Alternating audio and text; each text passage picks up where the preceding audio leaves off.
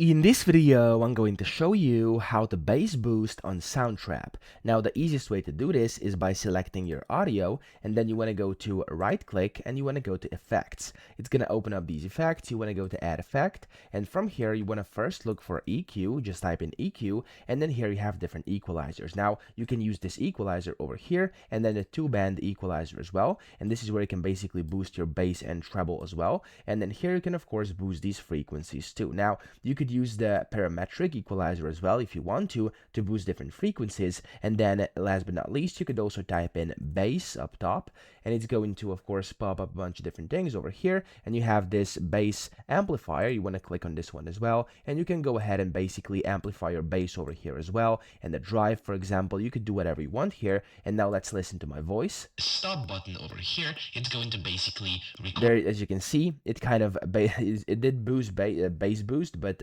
yeah, it's kind of weird because it's audio. It's not. It's just like my voice. There's no songs playing in the back. But that's basically how you're gonna be able to basically kind of just like bass boost your song. So go ahead, play around with these effects over here, especially the bass ones and the equalizers, and then hopefully you'll find the balance you're looking for and the bass boost you're trying to achieve. So that's it. I hope this video helped you out. If it did, please subscribe to the channel and help me out as well.